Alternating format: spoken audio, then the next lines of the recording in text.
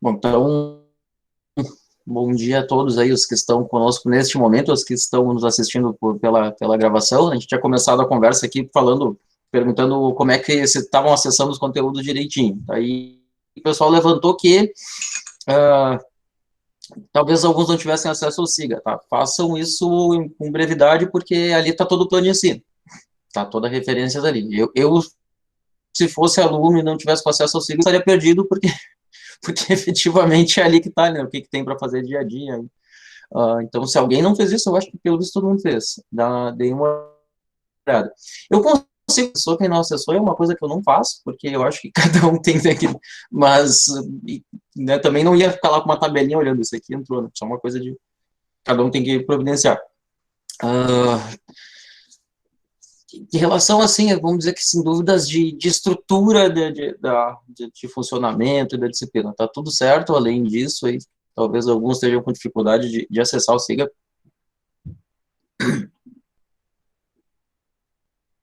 Por mim, tá tudo tranquilo. Eu acho que só teve uma complicação só para todo mundo, Beleza. que foi a tarefinha que só tivemos uma oportunidade de fazer, o questionário, e acabou o tempo, muita gente tentou baixar o material, e quando a gente tentava baixar o material, saía do questionário. Acho que todo mundo caiu nessa pegadinha também da... Teve uma matéria que tinha um Sério? questionário para ser feito, até foi falado lá no WhatsApp. A gente queria acessar o questionário para saber quais era o tipo de material que a gente teria que estudar. Aí entramos e saímos para baixar os materiais. E quando a gente saía, a gente não conseguia mais entrar, porque já era só uma tentativa. Ele já entende como... Era questionário do SIGA mesmo, né? Isso eu não... Porque eu acho ruim, eu prefiro fazer formulário do Google. Mas sim, ele entende que é uma que tu já fez uma vez. E aí ele zera, né? Se tu não respondeu Geralmente nada. eles dão duas tentativas para justamente a gente ver a questão, estudar e depois tentar lá de novo.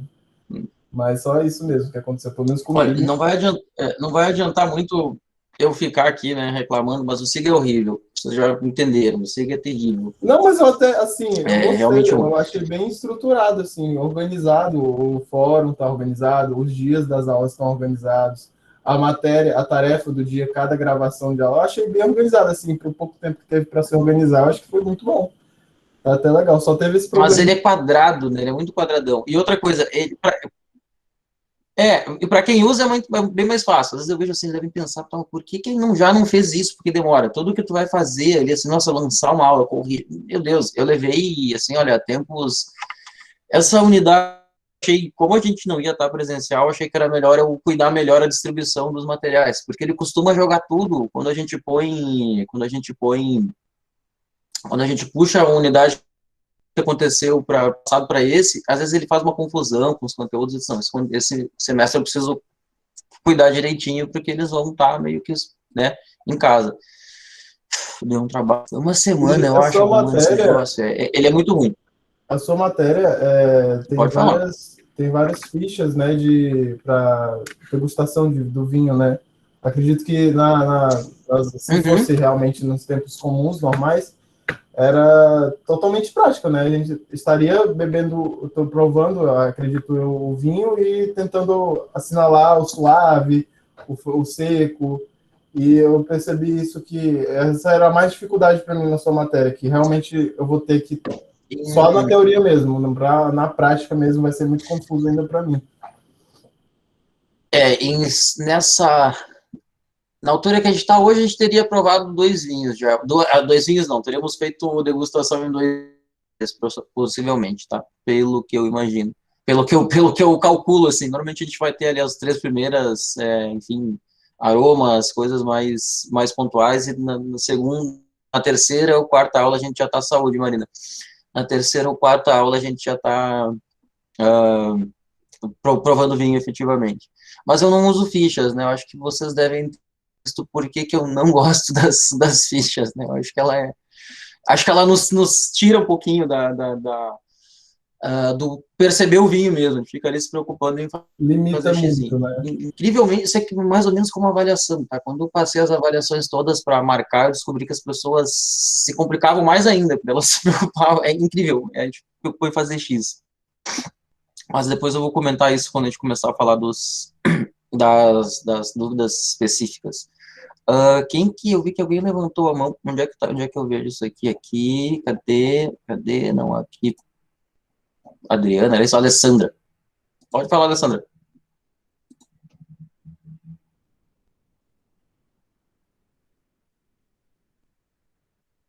Alessandra.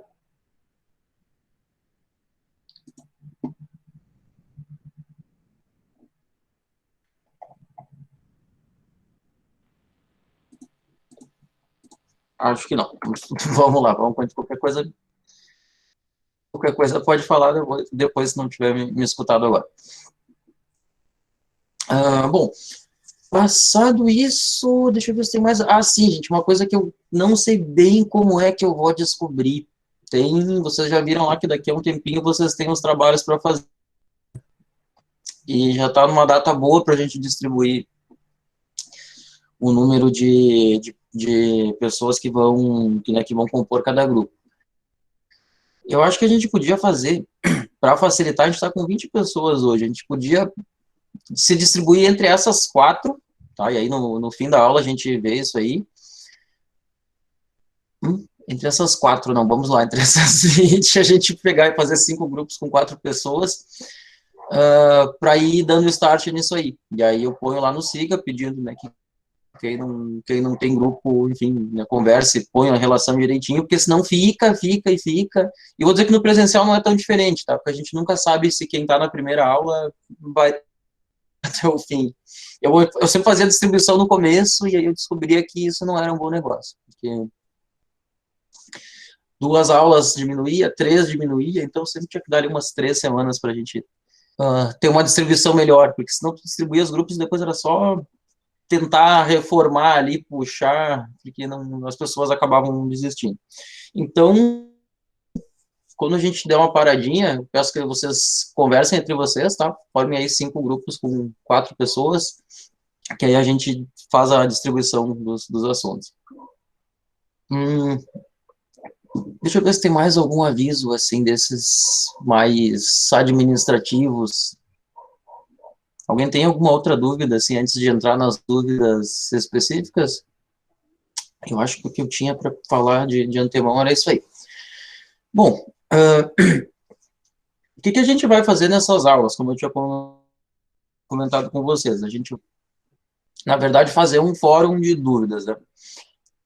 E às vezes isso não dá certo. E aí, às vezes, eu vou ir lá com um plano B ali, não, qualquer coisa eu vou começar. Esse ano eu descobri, não, eu decidi que eu não ia fazer isso. Eu disse, não, eles precisam, né? É muito estranho, né? Quando a gente deu. Isso no geral. Eu não sei se é o caso de vocês, estou comentando como costuma funcionar. O ser humano sempre quer autonomia. Quando ele tem, ele não consegue lidar com isso. Aí ele não vai, ele não vê as coisas, ele não faz, ele não pergunta. Eu disse, não, esse ano eu vou deixar que eles comecem perguntando. Nem que a gente tenha que ficar ali uns 10 minutos esperando, assim. Eu vou deixar que vocês comecem fazendo as perguntas de vocês. O que eu vou fazer só é elencar elas numa ordem, que provavelmente um faz uma pergunta, outro vai acabar fazendo outra, e também tem isso, né? Antes do primeiro fazer, ninguém faz. Aí o primeiro faz, começa a surgir mais uma, mais outra, só para pôr elas numa sequência melhor, né?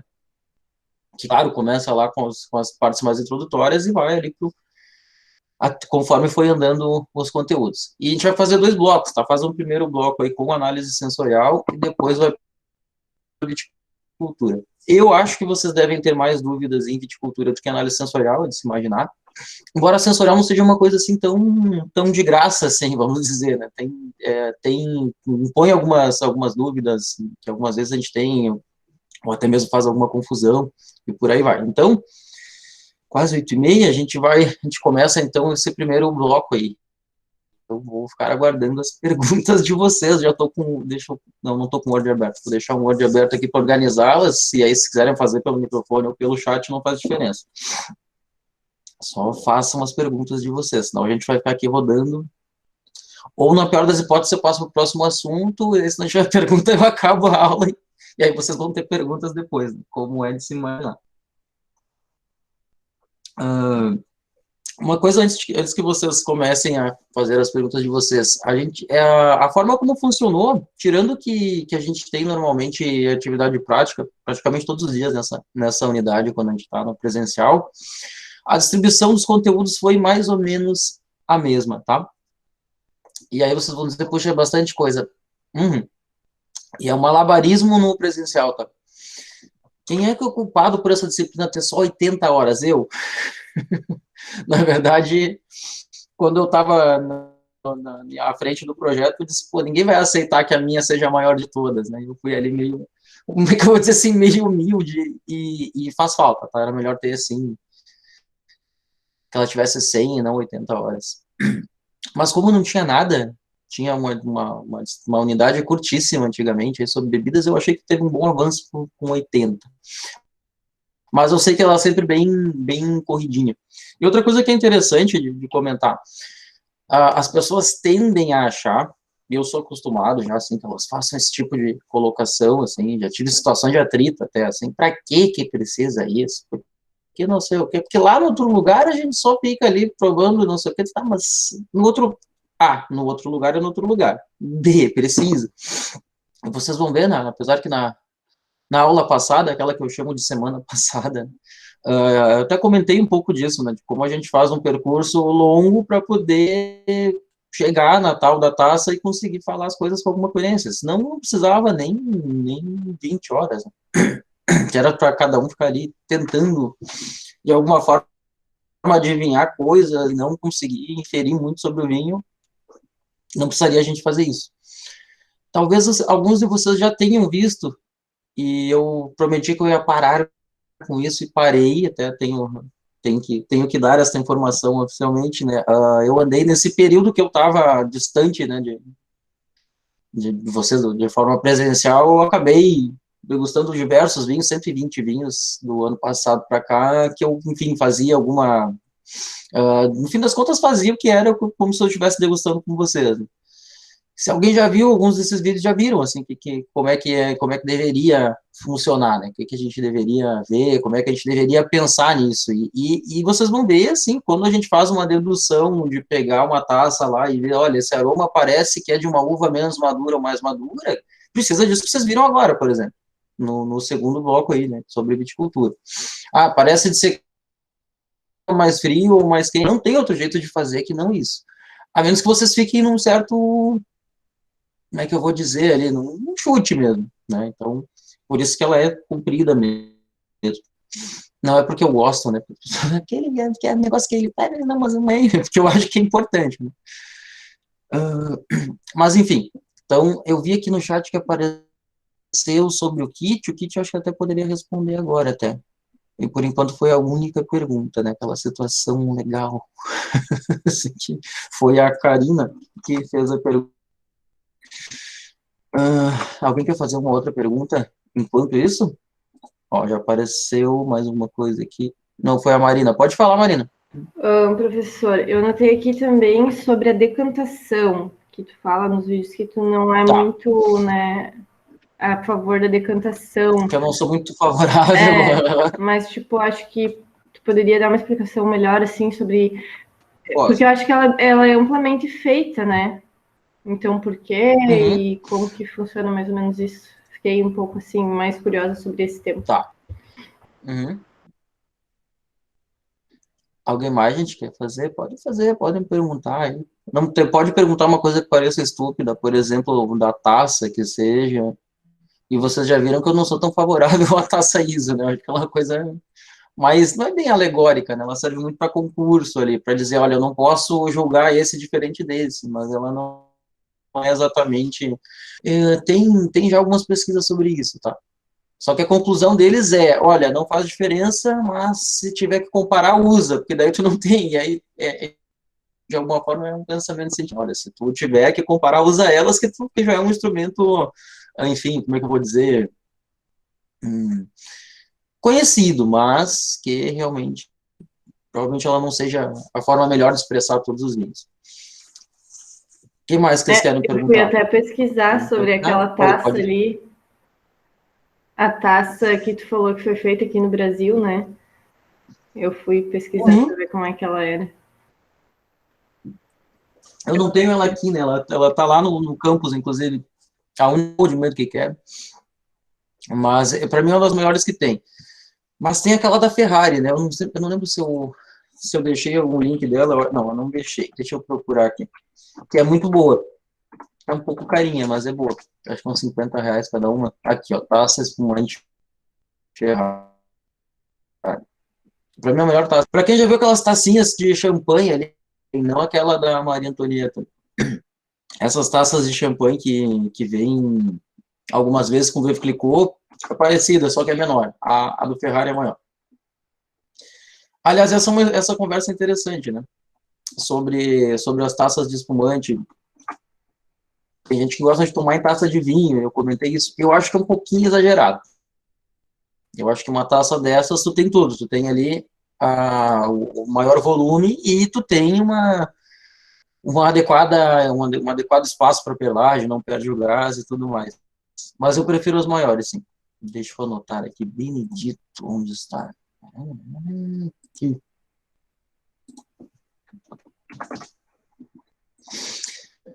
Deixei o link da taça aqui para vocês. Bom, eu vou respondendo essas duas. Eu acredito que mais adiante talvez surja alguma. Até mesmo que a gente vai discutindo e vai falando, né, e vai surgindo algumas outras dúvidas.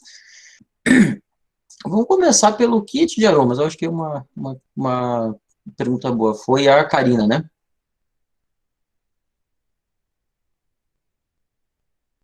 Acertei? Foi a Karina. Sim, foi. Que eu tava com o chat lá em cima, não tinha chegado. Tem alguma dúvida específica, assim, que tu tenha sobre ele? Só para eu entender se eu falo do começo ou se eu... Então, eu não entendi por que é usado se quando tá provando o vinho, compara com aquele aroma, para que serve? Realmente Ah, eu não tá, o entendi. próprio funcionamento. Tá, foi Isso, legal tu comentar isso aí. Ah, na verdade, assim, o criador desse kit, que é um cara que chama lá, o primeiro, tá? Hoje tem mais kits, e uns que inclusive eu acho melhor, tá? E às vezes mais barato. O preço de tempo atrás, tá? Não tenho certeza se conhece, mas era 300 euros. Um kitzinho com 54 aromas. É fácil de descobrir aqui, peraí. Mas eu pesquisei também, eu vi o preço. E aí quando você... Né, 300 euros, infelizmente, não é 300 euros a vida inteira, né? 300 reais muda, 300 euros não muda, né? 300 euros, quando a gente pensa em cotação aí, agora deve estar o quê? 6 reais, não é? Vocês já entenderam que não está pagando caro por esse negócio, tá aqui. E ele é um kit extremamente caro, e o criador dele, o que te diz?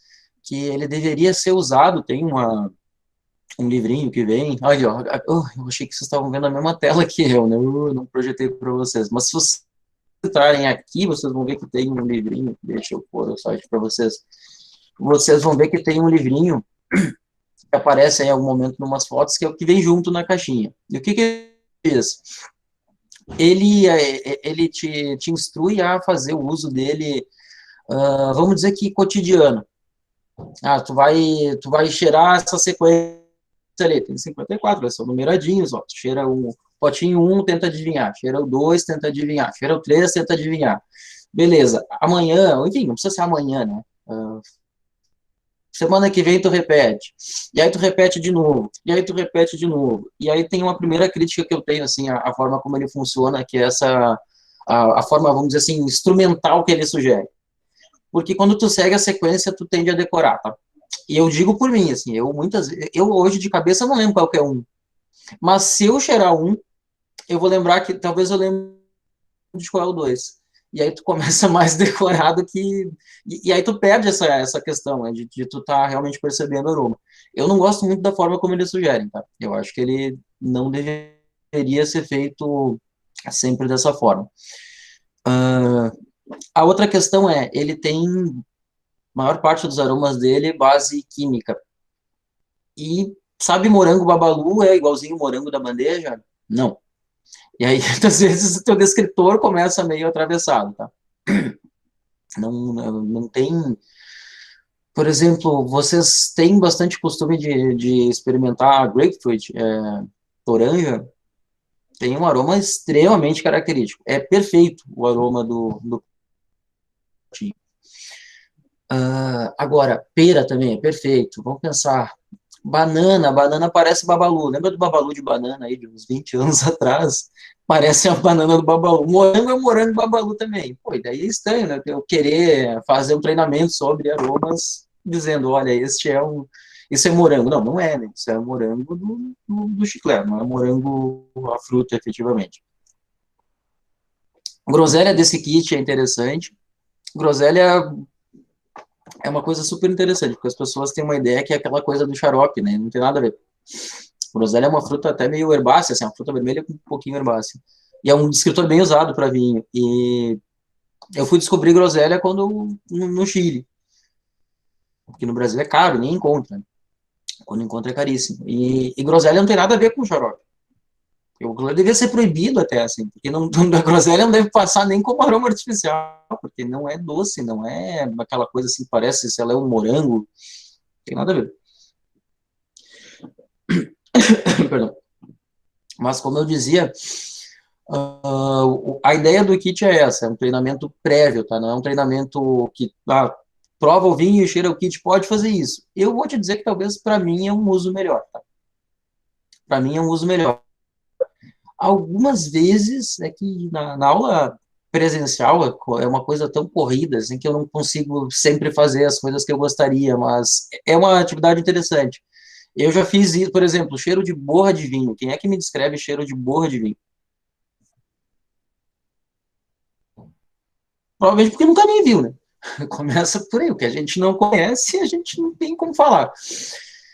Mas alguém de vocês, por acaso, já deixou uma garrafa de espumante lá uma semana, 3, 4 dias, e aí resolveu cheirar a garrafa depois? Cheiro de borra de vinho. Que é um cheirinho agradável. E aquele cheiro estava espumante, só que de modo mais diluído, de modo menos presente. Eu vou contar que eu tenho quase que um vício de ficar cheirando garrafas de espumante aí durante eu acho gostoso o aroma. E uma vez a gente foi bem isso, não lembro que vinho, tinha, acho que era um Chardonnay que tinha essa coisa assim de presença de borra, eu disse, olha, cheirem esse aqui. E realmente, né, tende a te avivar ali, a te fazer prestar atenção naquele... Mas eu, né, e comentei na aula, eu particularmente acho que tem aquele artigo da professora Anne Noble, que tem ali os descritores, o quanto que ela acha que tem que ser para cada coisa, aquilo ali é muito legal. Só tem que achar alguém que faça pra gente, né? Porque senão tu vai saber, alguém tem que numerar, tem que fazer. Vai bastante vinho fora, porque sem ele tu faz ali um monte de descritores de aroma, mas aquilo ali é muito bom. Primeiro, porque um aroma isolado, mesmo que não fosse o do pote... e outra coisa que eu não comentei, né? Eles são fortes. Às vezes é assim, ó, terrível. É um cheiro... Quando a gente tá na sala de aula usando eles, é assim, ó, fica... A caixinha, não me perguntem por quê, a caixinha tem cheiro de pimentão. A caixinha tem um cheiro de pimentão, que é uma coisa incrível. Então, tu já leva a caixinha pra sala, já fica um cheiro meio estranho. Que nem todo mundo percebe que é pimentão, mas percebe que tem um cheiro estranho. Aí tu começa a abrir os potinhos.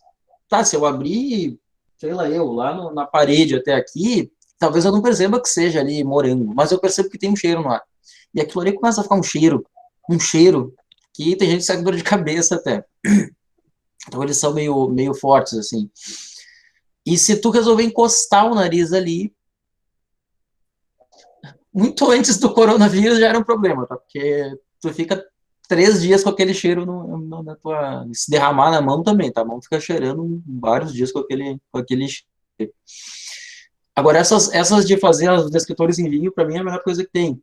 E eu falei isso tudo para dizer que pegar a banana, que seja a fruta, que seja o babalu de banana e dizer cheire, isso é banana, é uma coisa. Pegar uma taça e cheirar e dizer, perceba que tem banana no aroma desse vinho, é outra. E aí se torna um pouco mais complexo, mas mais significativo, porque senão a gente tem mais facilidade de perceber as coisas isoladas do que fora do vinho.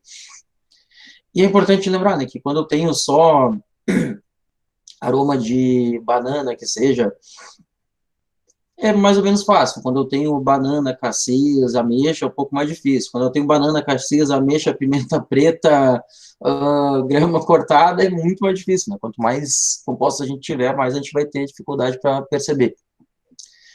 Mas eu acho que do kit que eu... Perdão. Do kit que eu queria falar, em princípio, é isso aí. Quer Tá. complementar, Karina? Então, é que Ou quem mais tiver dúvida também.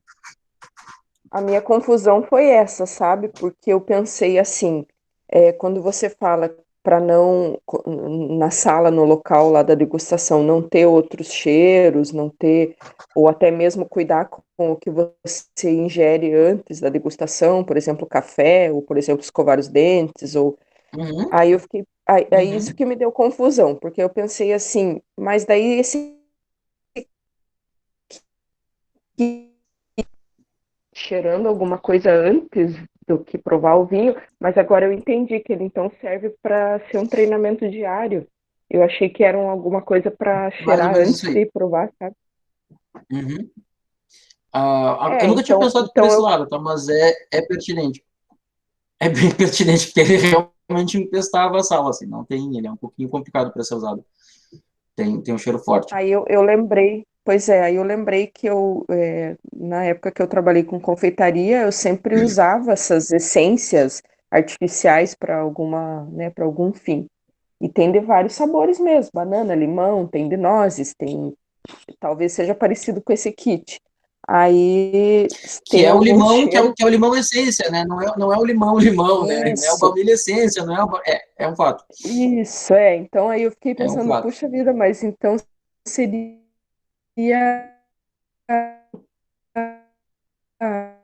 seria melhor cheirar o que é natural mesmo, ter o cheiro real do que Sim, é. Até eu lembrei da sim. cachaça dessa de banana que tem aqui na região, que ela tem umas que a gente sente bem o babalu mesmo, como você falou.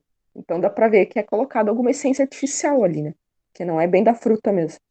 Sabe que, agora que tu falou, eu tava pensando, eu tenho uma aqui até. Eu tenho dúvida se é artificial ou não, tá? Ou se a maceração da casca acaba extraindo mais, enfim, um aroma que parece mais. Mas realmente essa impressão, né? Não é o cheiro da banana fresca, É, ela tem um cheiro mais. E me lembra efetivamente uma Babalu. Eu tô com uma que eu trouxe. A como eu última coisa usava que a eu fiz. essência, como eu usava a essência de Bom, banana, às vezes em alguns doces, eu acabo sentindo nessa cachaça bem aquela essência mesmo, sabe? Aí também, da onde que fazem a essência? Deve ser da própria fruta, talvez também, né? Então, por isso que eu acho que talvez em contato com o álcool, aquele gosto fica aquele mesmo, né? Sei lá. A essência artificial, várias vezes, ela é aroma sintético mesmo. É o próprio descritor de aroma, lá o composto que dá o aroma numa quantidade baixa, mas Hum, não é impossível que tu macerar na cachaça. Isso eu nunca fiz, então é uma dedução minha. Só que a maior parte das vezes eles fazem da casca mesmo. Não é impossível que o álcool acabe extraindo mais, aí talvez alguma família de aroma que tenha um pouquinho mais de aroma que parece mais artificial. Pode ser também. uhum. Tem a Mas, Cláudia com a mão levantada, Cláudia. Mas pode falar, Karina. Não, vamos esgotar o assunto Sim, antes. sim, não, eu ia comentar exatamente isso. Como a gente não tem esse kit, eu acho que daria para, não sei se é possível, acredito que sim.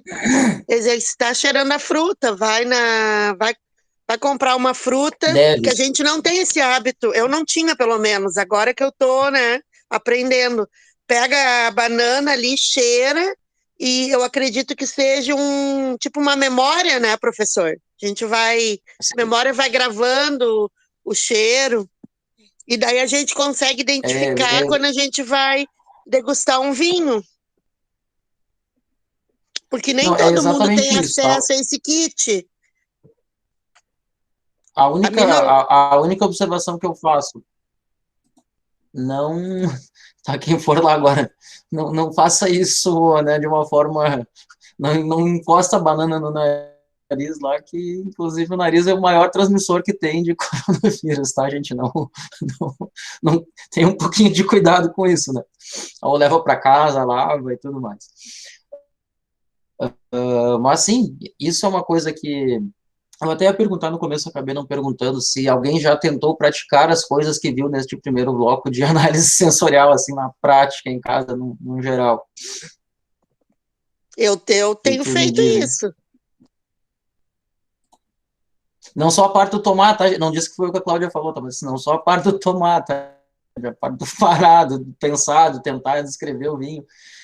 Que a tarefa é exatamente essa, tá? E é uma das diretrizes a menos que vocês vão, enfim, né, ter problemas de integridade sanitária e talvez mesmo moral, né? Cheirem tudo que vocês verem pela frente.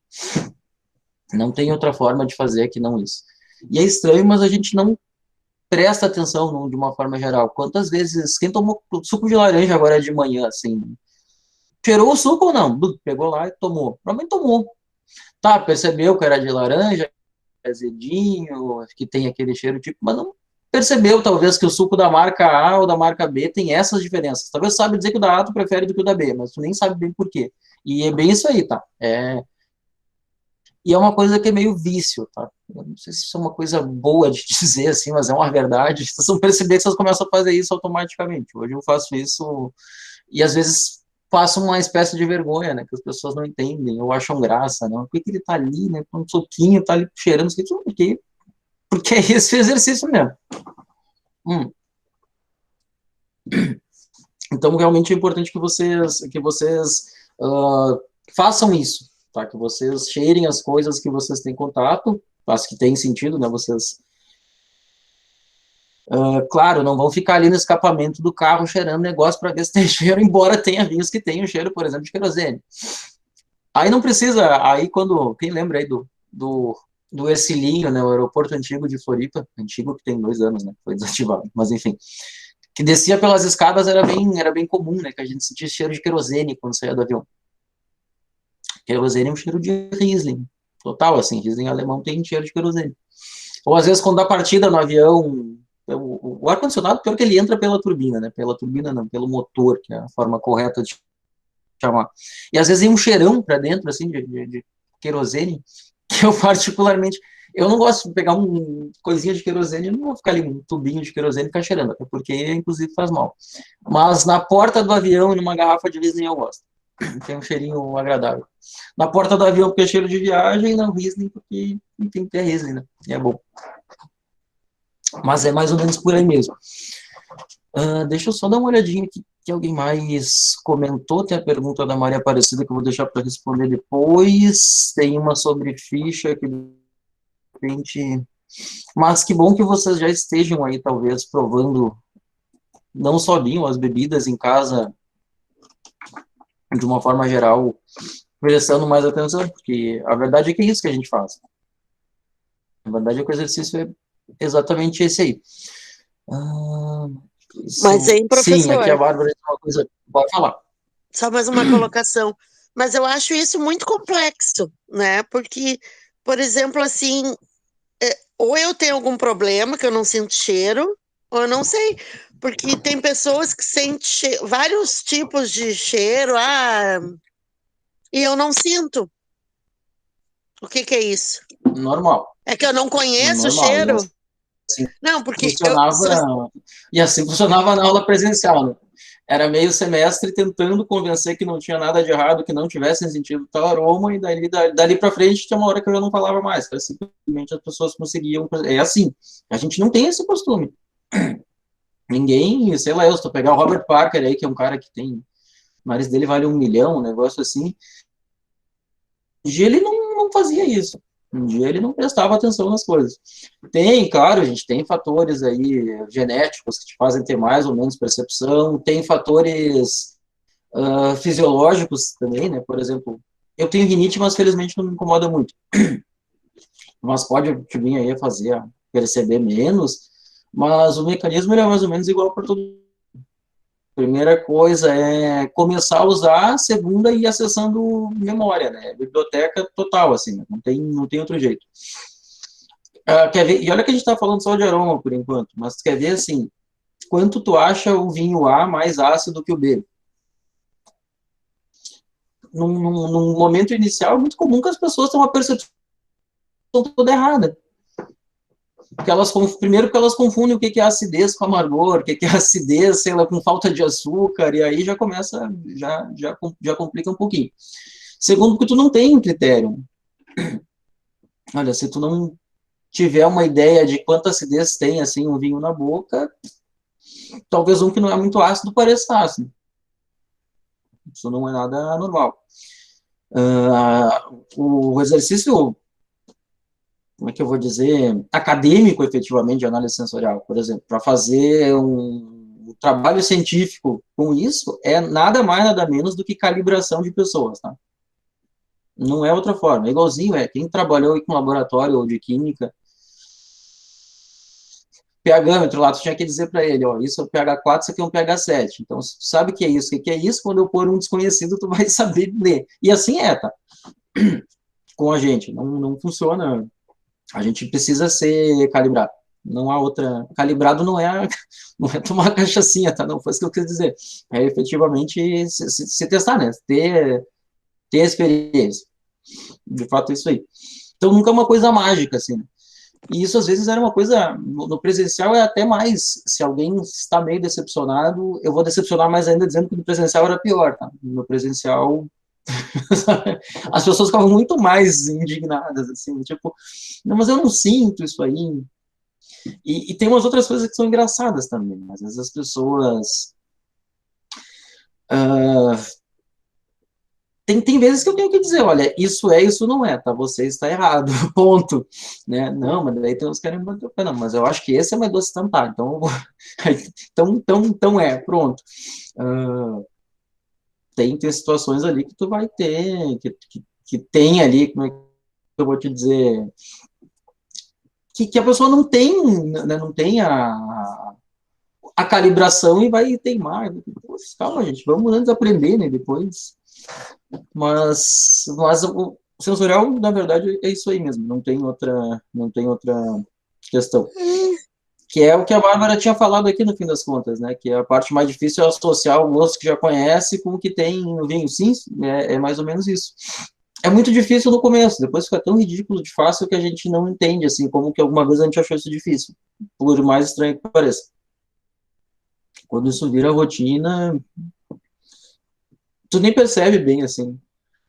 E o mais engraçado é que, assim, não sei se para mim, ao menos, foi assim, né? Teve um dia, assim, que eu olhei e disse, isso aqui tem cheiro disso, tem cheiro... Olha, parece que deu certo. E dali para diante funcionou. E é treino, efetivamente.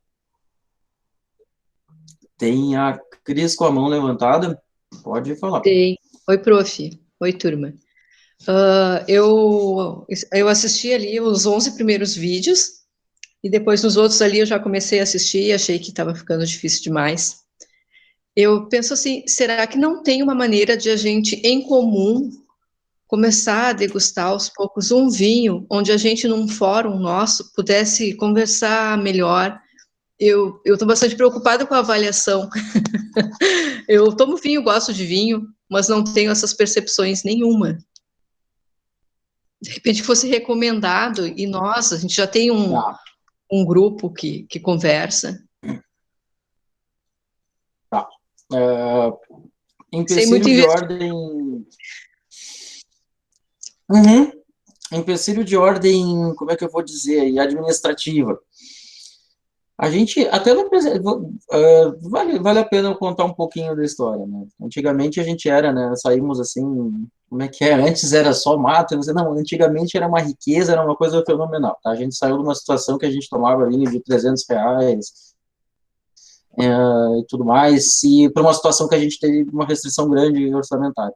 Eu acho que a gente saiu de um exagero para um outro exagero, tá? Eu confesso que os primeiros tempos era, enfim, do meu ponto de vista, nunca foi bem planejado financeiramente, mas hoje a gente tem uma situação que é absolutamente oposta. Falta, com o orçamento que se tem hoje, não se tem exatamente tudo que a gente precisaria ter.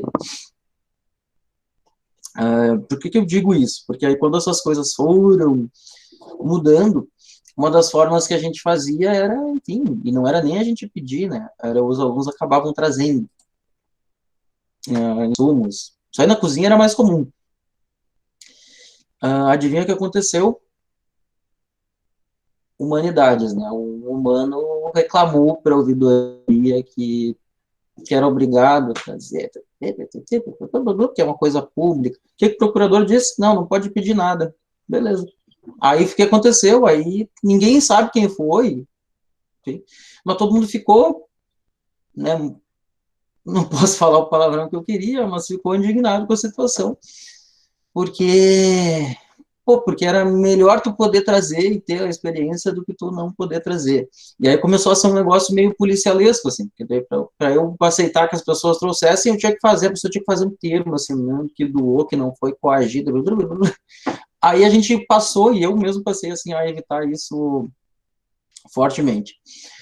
E por último, só para te complementar, assim, do porquê que isso é um pouco complicado, teve uma vez que eu me encrenquei porque eu pedi para trazer vinho velho, entendeu? Assim, ó, não te interessa esse vinho está na tua casa lá, porque a gente não vai ficar guardando vinho bom para ficar velho, né? Eu vou comprar com dinheiro público, vou deixar lá para ficar velho. Aí deu também um pouco de reclamação. Então, digo tudo isso para explicar o porquê que eu, de alguma forma, tenho uma vontade em dizer, não, pode sim, não, porque depois da incomodação, tá? Infelizmente. Se quiserem, eu posso dizer, olha, eu acho que esse vinho é importante, aquele é importante, né, quem quiser que compre. Ok, eu até posso fazer. Só vale a pena dizer, claro que é um bom exercício, mas vale a pena dizer que difere um pouco do que a gente faz em aula, tá? Que a gente não sabe o que está tomando, que é bem mais divertido. Que além de não pagar, não sabe o que está tomando. Então, consegue fazer um exercício mais fiel ao que deveria ser. Quem tem aí marido, esposa, namorado, namorada, que seja parceiro nessas coisas, é interessante que pode ser o teu copeiro ali, pode fazer o trabalho sujo, que é o de abrir sem tu saber qual é, te servir. Ou vocês podem tentar fazer como eu faço, assim, que deixo guardado, daí abro no escuro, abro sem enxergar, às vezes aí prova sem saber, que deu mesmo não saberem, então não ajuda. Aliás, isso na prática é bem interessante. As pessoas não gostam muito disso no começo.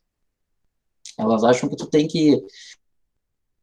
Não é nem a questão, não é nem que elas não gostem de não saber o que é. Elas não gostem que eu não diga. Ó, sente isso, sente aquilo, sente. Não, porque senão eu já começo esculhambando do começo, né? Eu já começo sugerindo enquanto eu deveria era fazer vocês aprimorarem, né, o sentido de vocês. E aí as primeiras vezes é meio sem graça, porque vocês não sentem quase nada. Daí quando eu comento, tem isso, tem aquilo. Aí na segunda vez já é melhorzinho, na terceira já é bem melhor, e por aí vai. Eis o porquê que a gente faz aí as cegas. Mas eu posso indicar alguns vinhos, posso. Em R$ 40 a gente já tem várias coisas ali, desde vinho comum até vinho almaden aí, de barato, até, enfim, alguma coisa de reserva que, enfim, consegue fazer algum comparativo, consegue perceber algumas coisas.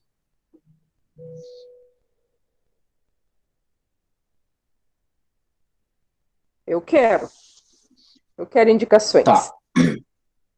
Tá, eu vou, deixa eu anotar aqui no meu rascunho para fazer aqui a...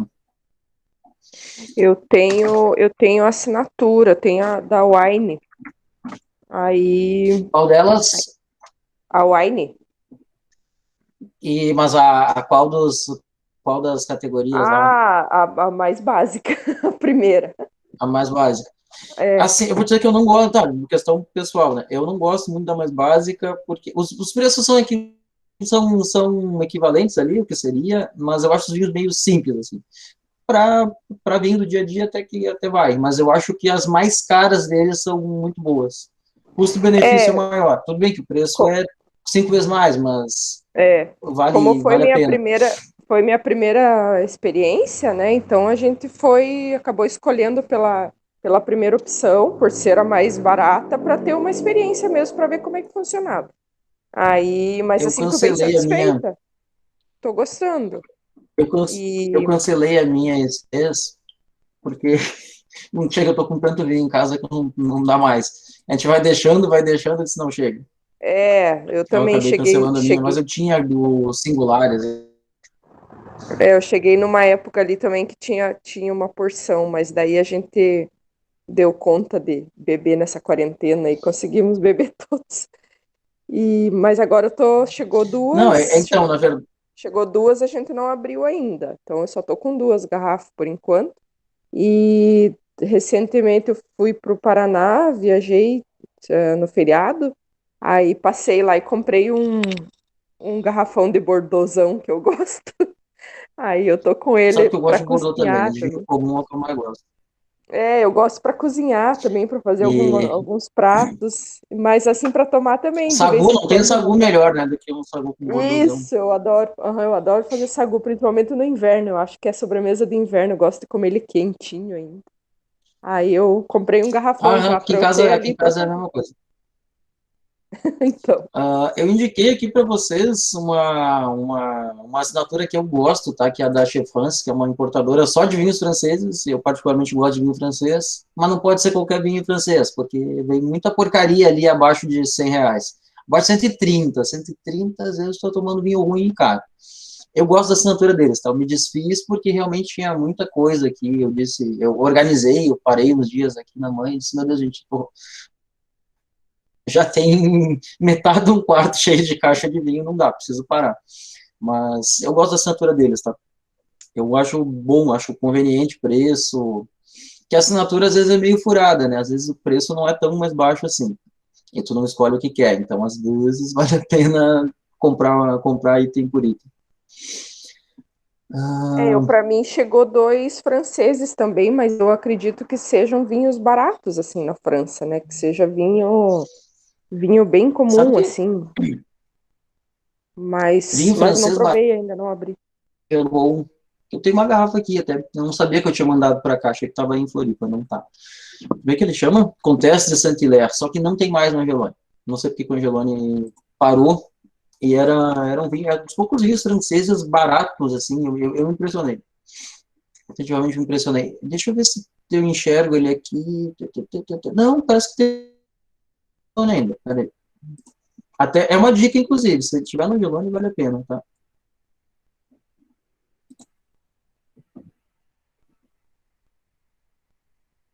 Tem, R$ 60 para um Bordeaux de entrada que tem características interessantes, não está mal. Ele não tem tanta cara de Bordeaux como é mesmo, tá? O Bordeaux é um vinho mais encorpado no geral, mas não é mal, não é ruim. A gente toma muito vinho ruim de Bordeaux a preços altos.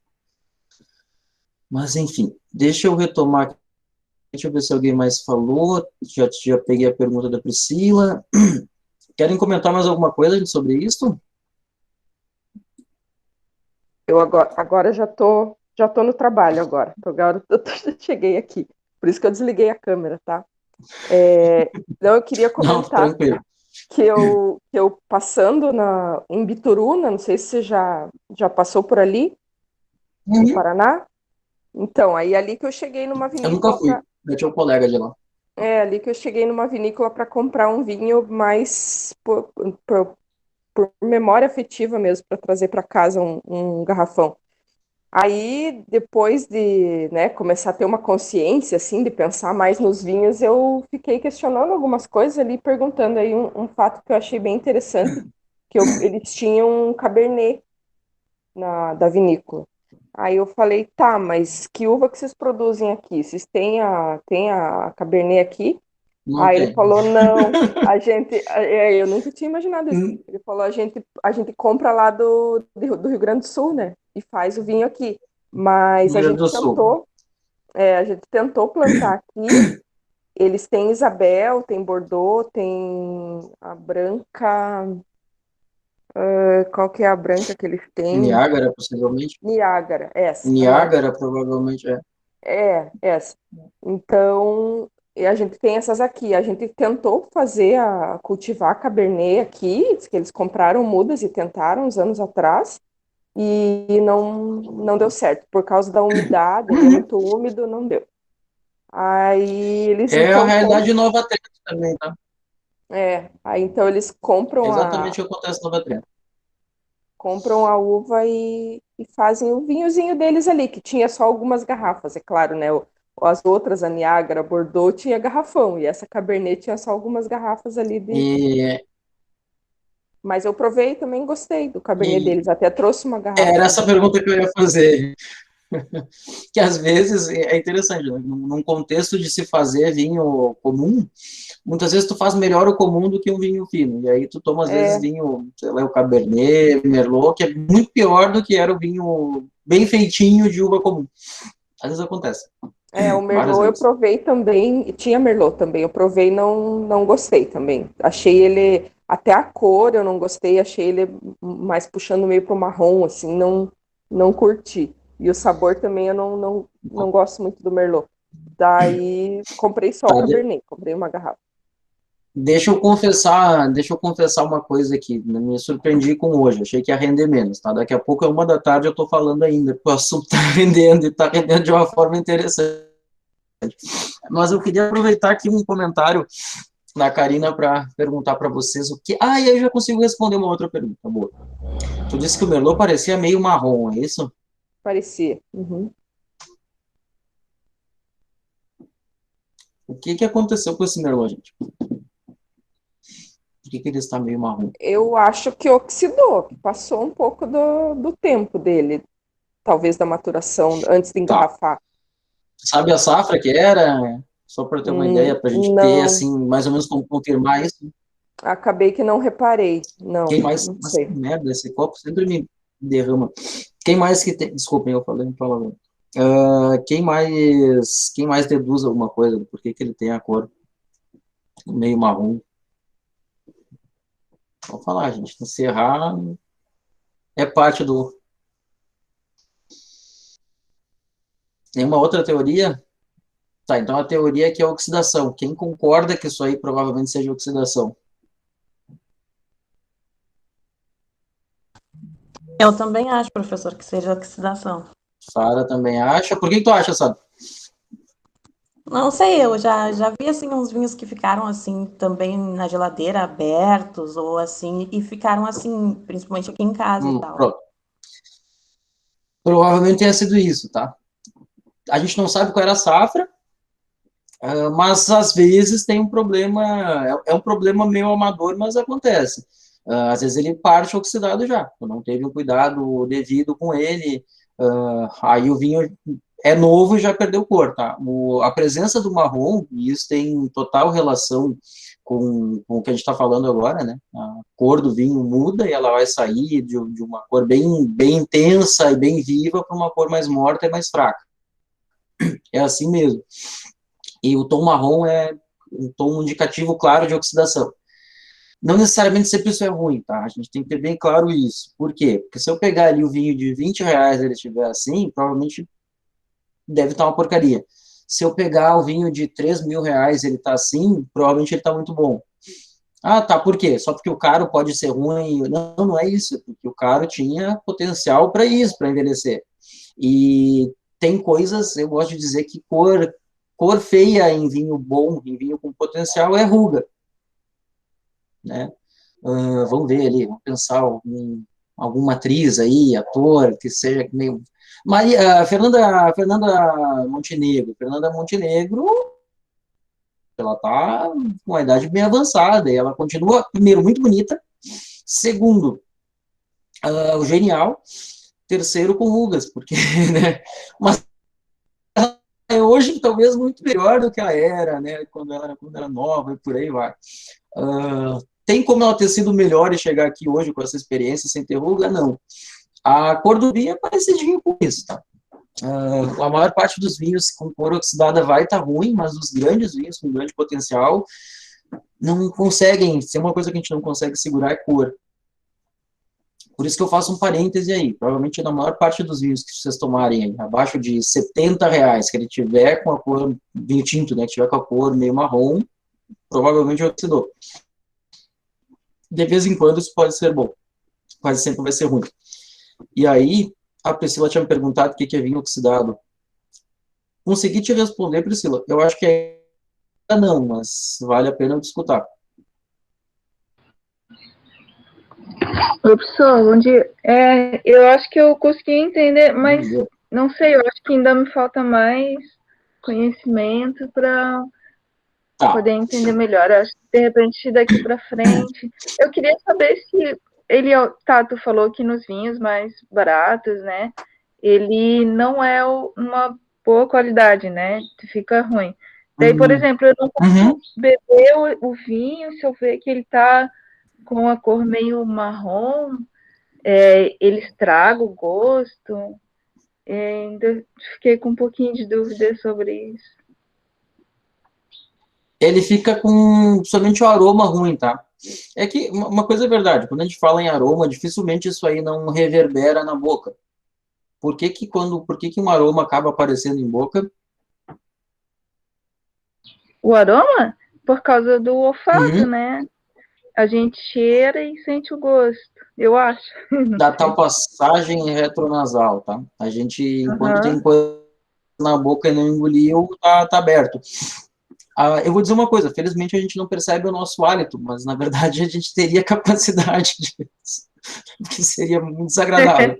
Mas enquanto a gente não engoliu, a gente tá com, né, tem a passagem pro bulbo olfativo aberta. E sim, é isso que nos faz saber. Por isso que é muito difícil um vinho que esteja ruim de aroma se escapar, assim, tu vai tomar de nariz fechado, não vai dar. E o principal dele, além de não ser tão agradável, mas não ser o impeditivo, é porque ele tem um aroma desagradável. Ele tem um aroma de velho, ele tem um aroma que não é gostoso. Entendi. Tá? A minha oxidação, vocês já comeram sem querer, aquela parte interna da noz ali, que tem uma casquinha meio porosa por dentro, que é um negócio que é tânico até dizer chega. Sempre. E deixa um gosto que para mim é gosto de... É chato, né? Eu fico muito irritado quando isso acontece, que a noz é tão gostosa, assim, aquilo ali foi, depois que mordeu não adianta, pode continuar, porque... E me lembra muito aquele aroma, tá? Vinho velho me lembra, é um descritor, tá? Essa questão de noz, chá de camomila. Camomila é um horror, desculpem para quem gosta, mas não sei quem consegue gostar daquele chá que tem um cheiro que eu até não posso dizer aqui do que ele me lembra. Mas camomila tem cheiro de oxidação, tá? Maçã seca tem cheiro de oxidação, são descritores de oxidação. Tá? Daí tu vai perceber, tem esses aromas no vinho. É importante dizer, tá? Tem vinhos em que a oxidação é ok e tem vinhos que não. Os vinhos licorosos, no geral, eles são oxidados. E para aqueles vinhos fica interessante, aumenta a complexidade, não destrói com o vinho, mas para um vinho aí de garrafa, para um vinho de mesa, não fica bom. Ele perde todo o frescor que tinha e ganha um aroma que não agrega nada para ele. Diferente do que é um vinho licoroso, que vai ter envelhecimento, que tem mais álcool, que tem características diferenciadas. Isso é uma coisa importante, às vezes a gente tem, e é parte da história de a gente se calibrar, né? Às vezes a gente tem... guarda muito que isso é só ruim e não pensa no que isso é ruim. Né? Tem situações que elas são boas, em que uma determinada característica é ruim, que em outras situações que ela é boa. Oxidação nos vinhos licorosos quase todos têm. Quem pega aquele porto que tem a cor mais marronzinha, é isso aí, né? E não tem nada de errado, pelo contrário, é uma das formas de ele ser, uma das características importantes no vinho. Porto Tawny, por exemplo, que é oxidativo. Diga, Karina. Juscelie, quantos anos, assim, dá para se dizer que um vinho é velho? Bom, aí essa pergunta ela é um pouquinho mais difícil. Por quê? Porque depende do potencial que ele tem. Aliás, te respondendo, Priscila, sim, eu acho que quando a gente falar lá em envelhecimento e amadurecimento do vinho, a gente entra um pouquinho mais de detalhes sobre isso. Mas, de antemão, eu já posso dizer, não é uma coisa tabelada, tá? Que ela depende do quão bom foi tua safra, do quanto tu, tendo uma uva boa, fez um vinho para ser longevo, do quanto tu, tendo uma uva boa e tendo tido a intenção de fazer um vinho longevo, ele realmente ficou longevo, por aí vai, tá? Não tem... Mas eu diria assim, de margem de segurança para vinho de mercado aí abaixo de R$30, não são vinhos para mais que 3 anos. Pode ter algum, pode, mas eu acho que é muito mais... Risco-benefício, tome antes, nunca deixe para depois. O que é um problema, né? Porque as pessoas botaram na cabeça uma frase terrível, né? Que quanto mais velho, melhor. Né? Essa frase tinha tudo a ver quando a gente... Vou fazer, não precisamos entrar num assunto polêmico, mas vou fazer um paralelo ali. Vacinas para Covid foram feitas num tempo recorde. E aí tem gente que olha e diz, como é que a vacina para tal coisa demorou uma década, demorou 4 anos e a gente fez isso aqui em um ano? Então, porque quando a gente não tinha os conhecimentos e não tinha avançados como a gente tem hoje, a gente demorava mais. O que isso tem a ver com o que eu estou dizendo? Que quando a gente não tinha como fazer os vinhos tão do jeito que nós gostaríamos, e quando a gente não tinha nem conhecimento e nem questões de maquinário, efetivamente, né? Questões operacionais, o vinho saía do jeito que dava, e normalmente era um vinho pesado, era um vinho que precisava, para ficar mais brando, envelhecer muito. E aí isso aí criou uma ideia eterna e errada na cabeça das pessoas. Aí, não raro, a gente vai em aniversário de 18 anos de filho, 15 anos de filha, formatura. Isso aconteceu com meu tio. Foi bem chato, assim, né? Aí tem aquele garrafão de espumante, que nem era espumante. E o caso verídico foi esse, tá? Era um filtrado doce lá, que ele guardou por não sei quantos anos. Adivinha, né? Nem a rolha saiu, né? Nem gás tinha. E a gente erra quando faz essas coisas, tá? Vocês vão vendo aí, à medida que a gente for avançando, que tem coisas para décadas, coisas que não são para décadas. As coisas para décadas não custam R$30, com algumas exceções, assim, mais por sorte do que por juízo. E aí são relações extremamente diferentes, né? Quando eu tenho um vinho com potencial, eu tomar ele daqui a 15 anos, eu devo estar tomando ele muito melhor do que hoje. Quando eu não tenho um vinho com potencial daqui a 15 anos, nem vinho quase mais né? Já está tão oxidado que fica difícil. Deixa eu só aproveitar para falar em oxidado. Oxidado e avinagrado tem diferenças, tá? A primeira aula que a gente tem aí na sequência, eu falo sobre isso, por isso que não vou me esticar tanto aqui, mas em tese não, de um modo geral, aquele vinho que a gente tomou, que não tá bom, mas que estava fechado, não estava vinagrado, estava oxidado. Oxidação em química. A certificação, né, virar vinagre, tem questões químicas, mas tem fundamentalmente uma bactéria no meio que faz virar vinagre. Então, não sejam... Não posso falar essa palavra, que vocês podem ficar ofendidos, mas não cometam a ignorância de dizer que um vinho oxidado é avinagrado, tá? E não é raro a gente ver sommelier falar isso, e aí é uma falta tremenda, assim, de conhecimento, assim, que eu acho, como assim, gente? Não tem nada a ver uma coisa com a outra. E aí eu já aproveito para tentar convencer do porquê que a gente tem que fazer um caminho longo até chegar lá na tacinha, para a gente não dizer que um vinho oxidado está vinagrado, porque me dói, assim, me dói, não me irrita. Até olha assim, sério que você falou isso? Mas, enfim. Deixa eu ver o que mais que eu queria falar para vocês. Então, o oxidado a gente matou, deixa eu ver a minha listinhas de pergunta. Tem mais duas aqui. E decantação, deixa eu falar de uma coisa. Do porquê que a gente faz a decantação, que é uma outra pergunta que tem aqui.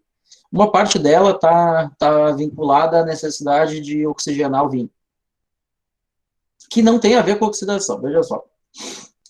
Quando eu tenho um vinho que ele envelhece bastante, isso aí mais adiante a gente conversa lá sobre, inclusive, a diferença de envelhecer, de amadurecer, de pôr no carvalho, pôr na garrafa, e algumas bobagens que se falam sobre isso. Mas um vinho que ele fica muito tempo envelhecendo em garrafa, ele se priva muito do oxigênio e alguns aromas que precisariam estar só desculpem, mas é pura química mesmo, é potencial redox mesmo, né? Quem lembra lá de oxirredução era isso, tá? Ele pouco oxigenado aparece pouco, ele mais oxigenado aparece mais. Esse é o motivo porque as taças são imensas, tá? A taça de vinho tinto é imensa, é para a gente conseguir agitar e ter bastante espaço para que o vinho não caia e para que o oxigênio esteja ali bem presente e se mescle com o vinho. E é um dos motivos pelos quais a gente decanta, tá? Decantação lá da química era separar as partes sólidas, né? Deixar elas caírem no líquido e separar. Mas a gente usa, e eu diria que mais para arejar do que para separar de sólidos. E para isso serve a decantação, para que a gente consiga separar o vinho dos sólidos e trazer um arejamento que é benéfico. E por que que eu não gosto? Acho que foi esse o complemento da pergunta. Então, porque muitas vezes os vinhos são muito sensíveis. Primeira coisa, se eu abrir, e aí é uma questão de prática até que é interessante comentar, se eu abrir um vinho no almoço para terminar ali durante o dia, talvez, e falar um vinho ali de 20 anos, possivelmente a última taça esteja bem diferente da primeira e eu já tive o arejamento necessário. Eles são, às vezes, muito sensíveis. Por isso que eu prefiro não decantar. E vinhos que eu tenho ideia que eles possam ser bem velhos já. E que possam ali ser muito sensíveis ao oxigênio. E mesmo que eles não sejam tão sensíveis, eu particularmente acho divertido ali o exercício de ficar provando ele ali, de encher a taça e provando, e vendo que ele vai mudando. E aí, às vezes, que eu faço a primeira, antes eu vou testando, daí depois eu acho que ele fica melhor decantando, vamos decantar. Mas eu vi no Empório Bocaiúva, quem não é de Floripa talvez não conheça, mas é uma das lojas de vinho aí mais conhecidas de Floripa. Eles têm tipo de um bistrô. Até hoje eu nunca entendi aquela situação. Tinha um cara que devia ter dinheiro, porque ele só tomou vinho de 500, por aí vai. E eu acho que ele achou que a minha amiga era solteira, não era. E ele começou a dar vinho para ela, e a mesa inteira tava tomando vinho. Que eram muito bons, né? Aí o cara me pede um Barolo, 98 eu acho que era, isso aí deve ter sido 2014, não, até foi antes, 2012. Então era um vinho que já tinha uma certa idade. E tinha bastante precipitação, a cor já era feia, inclusive, tá? E não queria dizer que o vinho estava ruim, mas era um vinho bem sensível à oxigenação. O cara vai lá, pede um decanter, pega a garrafa do jeito que estava, larga o vinho. Então toda a borra foi, não separou praticamente nada. E pior do que isso, oxidou o vinho, tá? Arejou demais, a gente disse, pô, matou o vinho, não deu outro. Então esses são os motivos do porquê que eu evito decantar sem saber bem o que eu estou fazendo. E de modo pessoal, do porquê que eu prefiro ir provando ele, que eu acho muito mais divertido ir experimentando, e, enfim, e vendo como ele tá. Eu, como às vezes, abro vinhos mais legais e deixo aí, por exemplo, uma garrafa de vinho que tá uns 15 dias aberta ali, que eu tô para provar, inclusive, não sei se já não passou um pouco. Então, para mim, não é nenhum grande problema não decantar. Mas, em síntese, é mais ou menos por isso que eu acho que as pessoas devem ter um pouquinho mais de cuidado com decantar. E, para fechar, também porque se tu pegar um Almaden, que é um vinho que não tem nada de envelhecimento, não faz a menor diferença decantar. A menos que seja para o teu deleite visual, ali, porque tu acha que ele fica mais legal, ali, mais bonito, mas não adianta, tá? Não resolve tu decantar vinhos que não tenham compostos privados de oxigênio aí, com envelhecimento para achar que vai melhorar. A menos que eles tenham defeito, que eles tenham lá sulfídrico. Mas daí tomar vinho com sulfídrico é uma coisa que a gente nem deveria, que nem deveria ter chegado pra gente, né? E aí é corretivo, né? Uma coisa assim que seria legal. Deixa eu ver aqui. Deixa eu só pegar meu celular, já volto aqui que eu deixei ele jogado ali, ele tá fazendo barulho.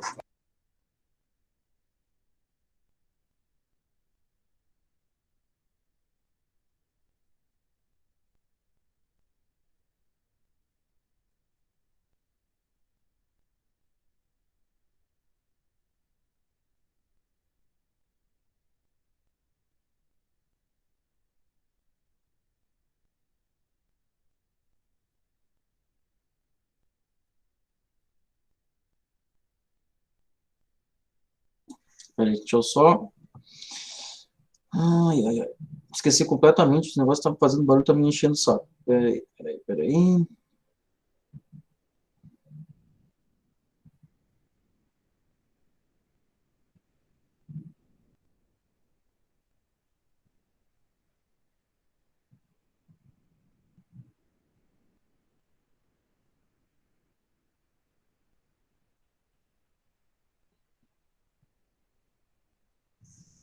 Não consegui. Ah, mas o que eu ia dizer? Peraí. Deixa eu continuar aqui.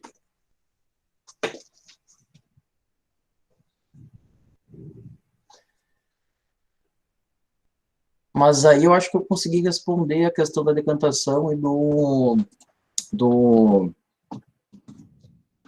que é a oxidação, tá? E do porquê que, inclusive, eu acho que a gente tem que ter cuidado com a decantação. Sim, professor, ficou bem claro. Querem agora. perguntar alguma outra coisa? Tá. Querem perguntar alguma outra coisa a esse respeito? A minha... Ah, tá. Isso aqui já era na minha Pode falar. pergunta. Não, achei que fosse na minha pergunta. Qual a temperatura... Pode ser na gente, não tem problema. Oi? Ah, sim, é a próxima. É a Isso, próxima, inclusive, porque já que a gente falou de serviço, está um momento bom para falar sobre isso. Isso. Vocês viram que eu indico umas temperaturas lá, né?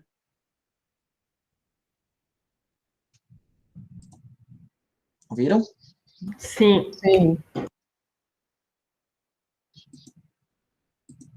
Espera aí que... Então, eu acho que não tem assim, uma coisa assim tão fixa em relação a isso. Claramente espumante é mais gelado. O vinho branco é um pouco menos, mas também precisa estar gelado. Vinho tinto mais leve, a menos... uma coisa que tem que cuidar, né? Vinho tinto é temperatura ambiente. Temperatura ambiente da onde? Se for da Rússia, ele está congelado. Né? Se for da Bahia, ele está fervendo. E aí, coisa que não funciona. Isso foi um erro. É outra daquelas ali do quanto mais velho, melhor. É igualzinho. Na verdade, ele é o que se chama de temperatura...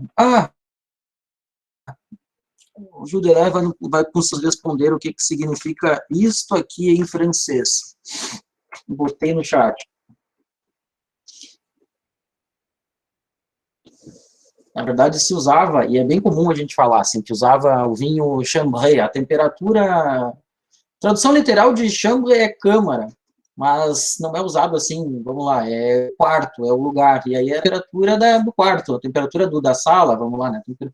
Não é a temperatura da rua, não é a temperatura do ambiente, não era bem assim a tradução. E aí você perdeu isso aí, que era ali seus...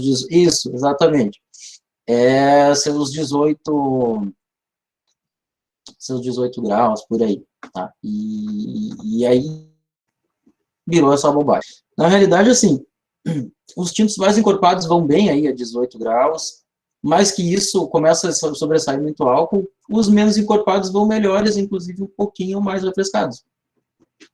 Porque o tanino não briga ali, estando mais gelado, o aroma aparece mais, o vinho parece um pouco mais palatável, não tem uma coisa assim tão... Não olhem para aquelas indicações, abram um site lá e vai dizer uma outra coisa, vão dizer, nossa, mas muitas vezes, claro, porque suas faixas são assim, bem relativas, tá?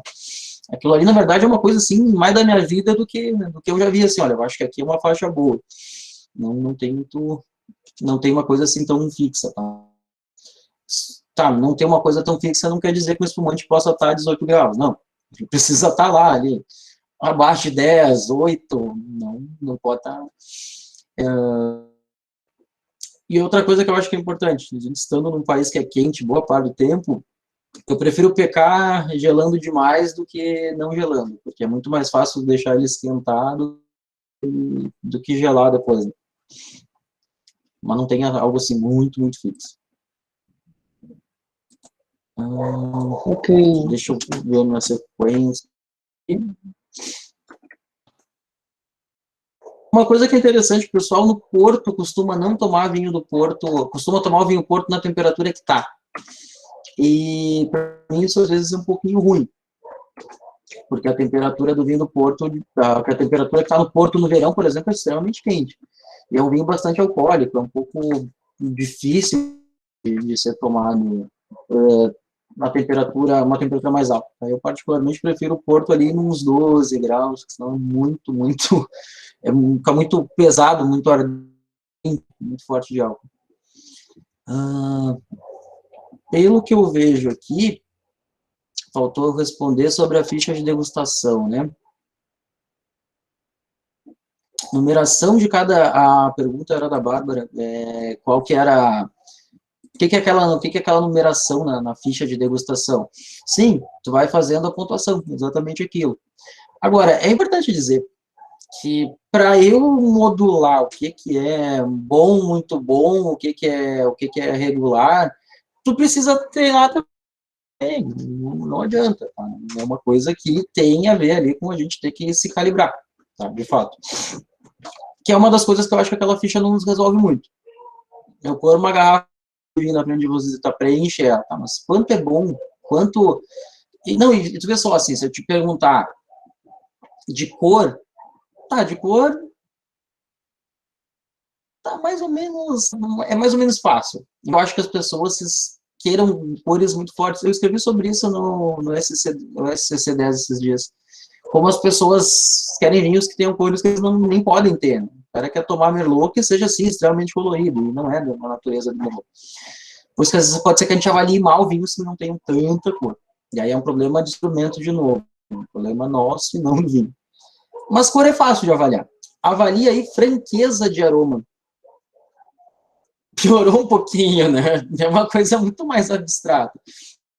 Isso aquela ficha requer, sim, um treinamento para entender e usar ela adequadamente. Gente, só um pouquinho aqui, agora tem cachorro, assim, que resolveu participar da aula.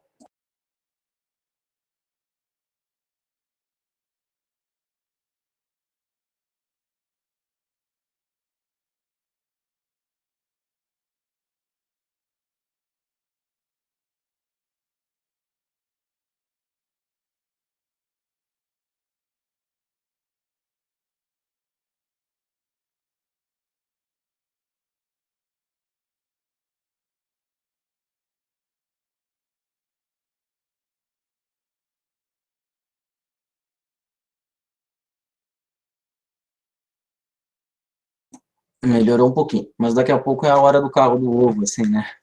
Daqui a pouco vai passar, não sei o quê. Vocês que passavam afiador na rua de vocês, assim, né? O cara que tocava aquela gaitinha, né? Por isso, essa é uma outra coisa que eu também prefiro a aula gravada, se a gente não tiver necessariamente que interagir, porque aí ela toca direitinho, bonitinho. Eu fico muito irritado, assim, com esse tipo de interferência. Mas vamos, o gato eu fiquei com ele ontem de manhã, porque ele não quis parar de miar, assim, eu tava quase acordando, quase levantando, né, eu disse, não, espera uma coisa, tá, para de miar, e aí normalmente se eu falo alguma coisa, ele para. Ele não parou, eu joguei a garrafa de álcool, ele não parou, não nele, né, joguei, enfim. Aí eu fiquei irritado, levantei, e aí resultado, eu voltei indignado, olha, eu voltei indignado, dormi mais 2 horas do que devia, então o gato conseguiu, me irritei, não sai, né, tá, desde ontem ele tá de castigo, ele não entra mais aqui. Peraí, gente, só mais um pouquinho. Gato é um bicho terrível, não adianta, eles vêm te acordar.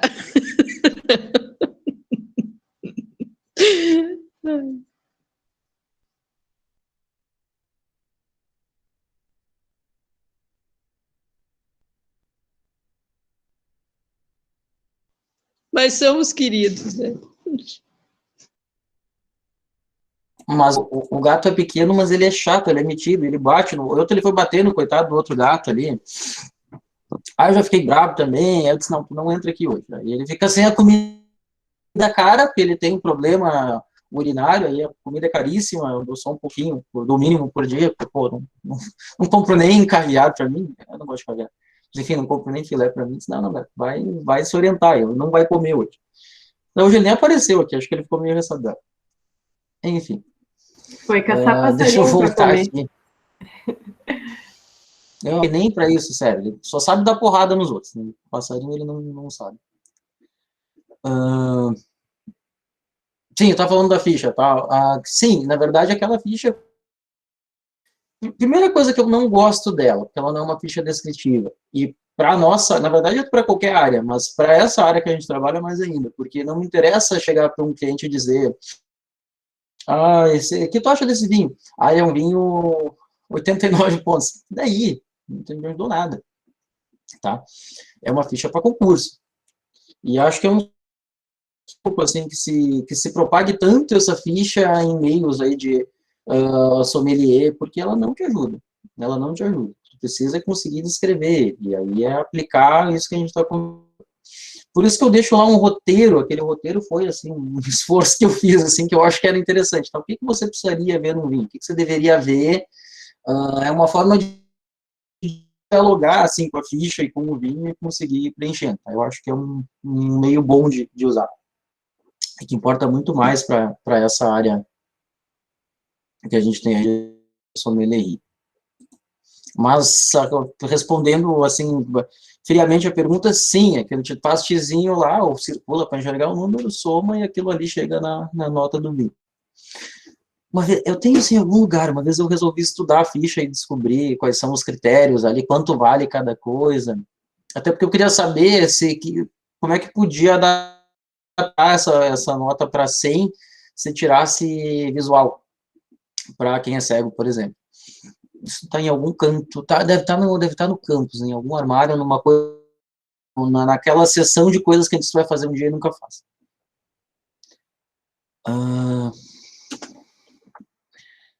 Aí eu volto a perguntar para vocês, gente, deixa eu só ver o chat aqui, uma coisa, não. Mais alguma coisa que vocês queiram perguntar sobre essa parte de sensorial? Professor, então sobre a ficha, para finalizar, essa ficha que tem as notas ali, a gente não vai usar ela em aula. É só, na verdade, para a gente ter o conhecimento que ela existe. E... Eu cheguei a usar paralelo, tá? Dar uma folha e dar ela. O que acontecia? Fala, Marina, do vinho. Eu dei não, você não quero saber. Daí começava a ler a ficha. Você não está entendendo que eu disse que ia ser uma maneira de escrever. Então, eu acho que ajuda muito pouco, tá? Eu acho que ela ajuda muito pouco. Eu particularmente evito ela. Eu, na minha vida normal, pode ser até que eu não preencha uma ficha, mas faço o que eu faço o que eu teria feito na ficha ali. Não provo, olha, tem tal cor, tem tal aroma, tem isso, tem aquilo, parece um vinho com tal propriedade, com tal capacidade de amortecimento, combina com tal coisa. No fim é o que eu acabo fazendo, que é o que vale mais. Se eu tivesse que preencher aquela ficha, preencheria rápido, de alguma forma.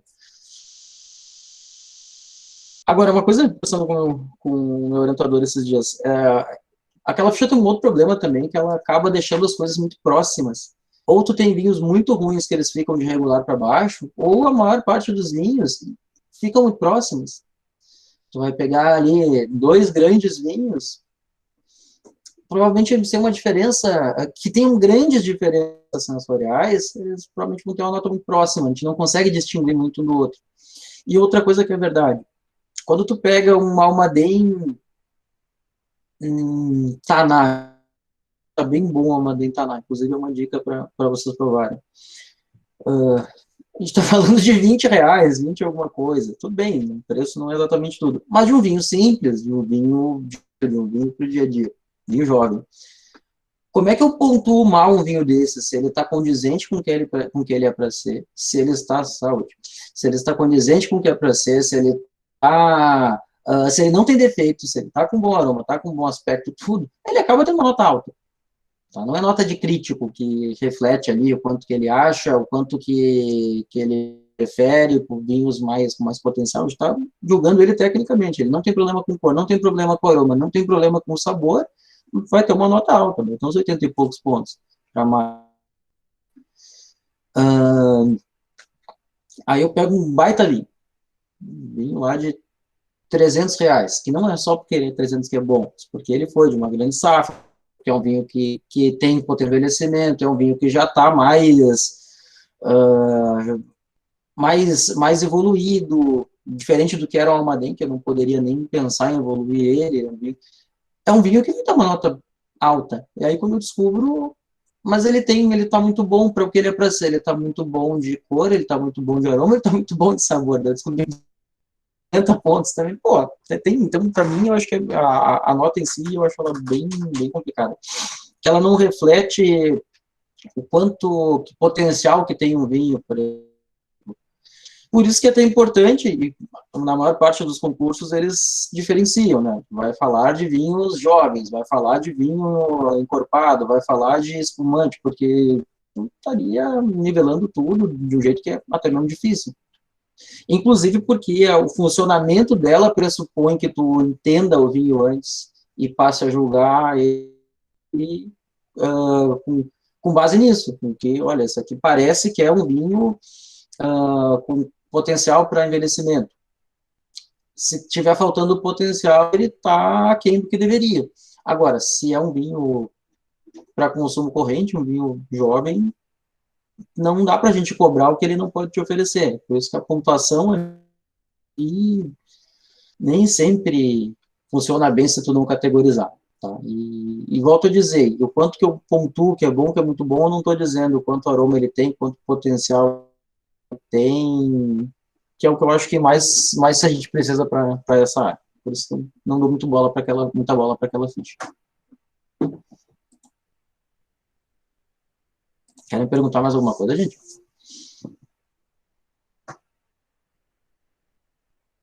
Sobre sensorial, podem perguntar.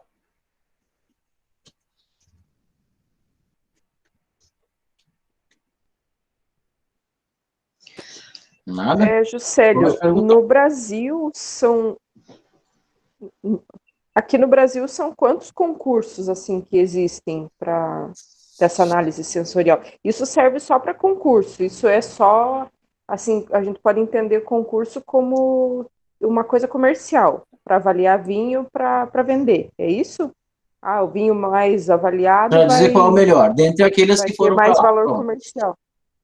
Uhum. E no Brasil tem quantos concursos? Aqui a gente tem o concurso, como é que é o concurso de espumante fino brasileiro, concurso de vinhos internacional de vinhos do Brasil, e acho que esses dois, se eu não estou enganado. Oficiais, tá? Pela OIV. Depois tem aí a grande prova de vinhos do Brasil, que é um negócio que saiu semana passada, eu acho, que é uma maluquice, porque é tanta categoria que tem uma hora que o cara disputa com ele mesmo ali. Olha, vinho de bag-in-box, vinho de não sei o quê. É legal, disputa com ele mesmo, ele tem uma nota baixa de vez em quando e ele vira o grande campeão, porque afinal de contas ele é único daquela categoria, né? Eu acho uma bobagem tremenda. Isso é do Marcelo Copelo, é um cara que é bom, mas que eu não gosto desse negócio que ele... Eu acho que não faz o menor sentido. Bom, o negócio tem 50 páginas e eu comecei a ler, eu me irritei de ler aquilo. Porque é tão cansativo. Eu não sei, a gente consegue mandar arquivo aqui, eu bem burro. Mas isso aqui tá... Deixa eu ver se eu acho aqui rapidinho. Não, tá em outro lugar, peraí. Mas não é um concurso, tá? Isso é importante dizer, não é um concurso. Ou não é um concurso chancelado pela OIV, como são os concursos que valem alguma coisa. E mesmo os concursos que valem alguma coisa, como é que eu te digo que aquele foi o melhor vinho do mundo? Quem que lê tinha uma música do... Tinha não, né? A música nunca acaba, a gente para de escutar. Tem uma música dos Titãs lá, que é a melhor banda dos últimos tempos da última semana, e assim porque a próxima grande banda vai ser a mais importante, até surgir outra, e por aí vai. E o concurso de vinho, ele chega no melhor vinho do último concurso, ponto. Dos que se inscreveram, porque não é uma coisa compulsória, né? Tu tem que levar a tua amostra, tu tem que pagar para participar, e aí, dentre aquelas, é que a gente vai escolher as que foram melhores. E por isso que concurso não é uma coisa que a gente deveria olhar assim, então, nossa, esse é o melhor vinho do mundo. É lindo.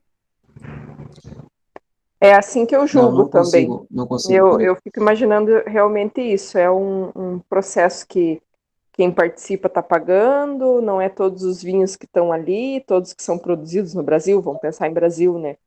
Então, por isso que eu fico também meio achando uma coisa indo pro departamento de marketing, porque aquilo ali vira só comercial. Aquilo vira uma medalha. E a medalhinha é uma coisa que brilha, né? E a gente nem lê ela, vocês já repararam que vê, assim, a medalhinha no rótulo, aquele que medalha eu vou levar. E outra coisa que é um pouco desonesta, Eu me inscrevo com um vinho Cabernet Sauvignon Reserva Medeiros 2004. Aquela medalha, ela dura um século, né? E não tem nada a ver, porque 2005 não é aquele mesmo vinho. Aí entra em 2005, fica anos valendo a medalha. É comum a gente ver assim. Um concurso de 5 anos atrás, está vendendo produto hoje com a medalhinha pendurada. Então, na prática, não significa muito. Provavelmente indica um bom produto, não muito mais do que isso. É legal para ilustrar, quem não assistiu o Julgamento de Paris, o filme é bem legal, né? Mostra bem esse cenário aí. É um filme interessante de assistir, é verdade. Querem fazer alguma outra pergunta, gente? Professor, pode parecer bobo, mas para mim não está muito claro isso. Na verdade, é a primeira vez que eu começo a ter esse conhecimento, esse contato com essa questão mais profissional de degustar e tentar interpretar o que realmente é essa bebida, o vinho. Quando se vai beber um vinho, inicialmente, qual é o ritual? Porque a gente vê ali que tem a questão da taça, tem essa questão de tu agitar um pouco ele para sair o aroma. Quando eu vou beber um vinho, como que eu procedo inicialmente para poder seguir e interpretar e fazer esse julgamento da qualidade dele, para ter essas percepções? Não é simplesmente pegar um copo e sair, né? Sempre pegar uma cheira... taça e sair. Como é um ritual? Não sei se eu consegui ser entendido. Sempre cheira ele antes que tudo, tá? Porque eu acredito que sim. Cheira ele... Mas cheira ele antes que tudo. Sim. Porque eu tenho uma aula que eu comento isso aí, tá? Mas cheira ele antes que tudo, porque as coisas mais voláteis talvez desapareçam com o arejamento, que é uma outra desvantagem da decantação. Uma parte do perfil dele talvez tu perca. Se eu for só, né, enfim, ter deleite, ok, mas se eu quiser conhecer ele inteiro, provavelmente cantando eu vou ter perdido ali alguma coisa, alguma sutileza que se perdeu com arejamento ou mesmo com temperatura. Parecer um gato ali, gente. Os gatos, eles gostam de participar da aula. Mas o gato é silencioso no geral, tirando o meu que fica miando. Cachorro não. Mas a primeira coisa é cheira o vinho, para ver o que ele tem, para ter uma ideia de quanto, eu comento isso aí também nos vídeos, né, para ter uma ideia de quanto intenso ele é, porque se eu faço um esforço tremendo, com a taça parada, se eu não sentir muita coisa, e tiver um esforço tremendo depois da agitação para sentir, parece que esse vinho não tem muita intensidade de aroma. Agora, se a taça está ali parada, já tem bastante, parece que ele tem muita intensidade. Se a taça está parada, não tem muito, eu agito, ela acaba desprendendo mais, olha, isso é um vinho de média intensidade. Começa por aí. E sentir coisas que tu não vai sentir depois, que vão se oxidar muito rápido, que vão desaparecer muito rápido. Aí sim, aí de passar para o visual, eu não dou muita bola para visual, tá? Eu confesso para vocês que eu acho uma perda de tempo tremenda ficar ali. Mas enfim, o que é estranho, né? Porque é um dos principais critérios do consumidor é olhar, né? Dizer, olha, esse aqui, mas a cor quer dizer muito pouco mesmo. Muito pouco mesmo. Depois, assim, agitar, descrever os aromas e fazer a prova em boca.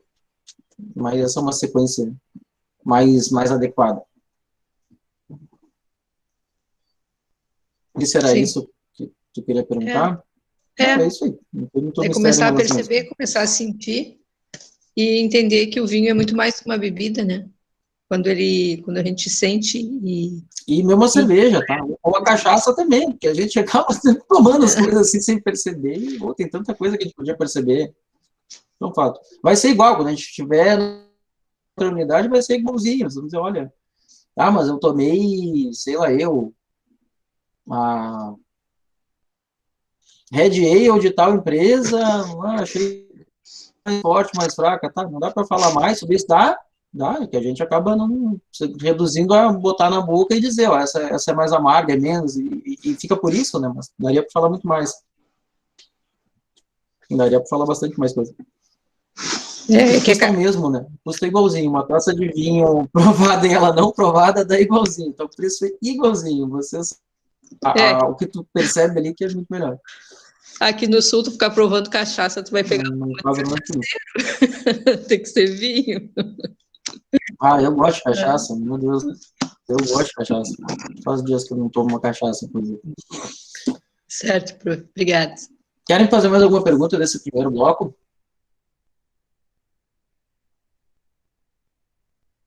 Tá, então só vou combinar com vocês aqui, vamos pro recreio. Eu adoro falar recreio, né? Aquela coisa que a tia largava na porta, assim, né? Depois tinha que ir arrebanhando as crianças que não queriam voltar. Quanto tempo a gente faz? 5 minutinhos. Não, 10, vou tomar café.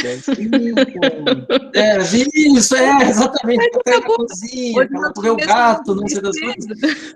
Oficialmente a gente tem 20 minutos, mas a gente sabe que provavelmente vai levar ali mais 1h30, no próximo talvez um pouquinho mais. Então, né, a gente não vai até o fim da aula. Nas aulas presenciais eu vou até o fim, tá? E falta tempo, inclusive. Mas aqui provavelmente a gente não vai ocupar. Então, se a gente combinar de voltar um pouquinho antes, a gente, enfim, bem na verdade, tá livre para a gente decidir. Eu acho que menos que 10 é ruim, é muito pouco. De 10 a 15, prof. Dá tempo de tomar um café? Não. Tá, em 10 eu volto e a gente vai... Pronto, vai levantando as perguntas, né? Pode ser. Então, eu vou... Tá, eu vou parar de gravar, porque daí eu ponho em 2 partes, até melhor para as pessoas verem, então fica 3 horas ali, né, para ver, e também a gente fecha o assunto. Agora é 9h55, então... Alguém falou alguma coisa que eu não escutei. 10h05? 10h05 eu tô voltando. Tá certo. 10h05 eu tô voltando. E a minha cafeteira é aqui do lado, eu posso tomar café, eu só não trouxe, assim, enfim, posso tomar café enquanto falo com vocês. Não tem vinho, né? Quando tem vinho a gente não pode fazer isso. Tá bem. Então, eu até vou mais. segurar aqui essa primeira parte e a gente volta daqui a pouquinho.